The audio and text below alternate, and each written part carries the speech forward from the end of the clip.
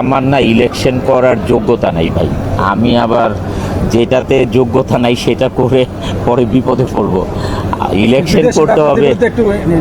হ্যাঁ, না রে ভাই, না, শিল্পীদের সেবা তো আল্লাহ তাআলা আমাকে যতটুকু আর্থিক সহযোগী মানে অর্থ দিয়েছেন, আমি তো সেবা করতেই থাকি। এটার জন্য নির্বাচন করতে হবে কেন? সবাই কেন নির্বাচন করবে?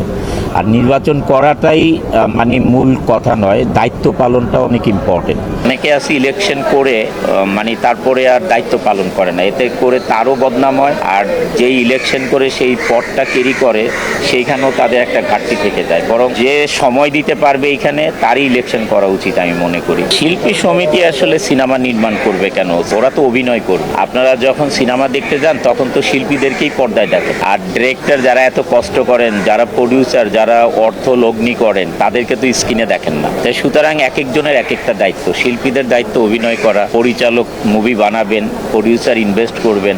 শিল্পীরা তো আর ছবি বানাবেন না, ওনারা অভিনয় করবেন। ওনাদের কাজটা তো ওনারা ঠিকই করেন।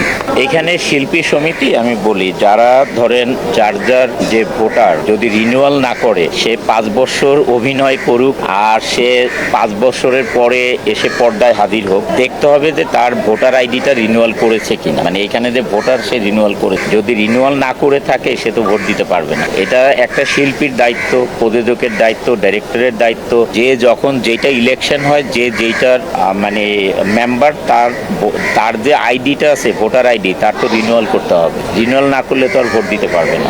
এটাই তো আমার ব্যক্তিগত পরিকল্পনা হচ্ছে একটাই, যে যারা অভিনয় করবে তারা অভিনয় ভালো করুক, অভিনয়ে মন দেয়। কারণ একজনের প্রতিনিধিত্ব তো একটা দল করতে হবে, যার জন্য ইলেকশনটা আর কি। না হলে তো কারো কাছে এসে যে কেউ সুখ দুঃখের কথা বলবে, সেইটাই তো বলার লোক থাকবে না। এই জন্যই হচ্ছে এফডিসিতে ইলেকশনটা হয়।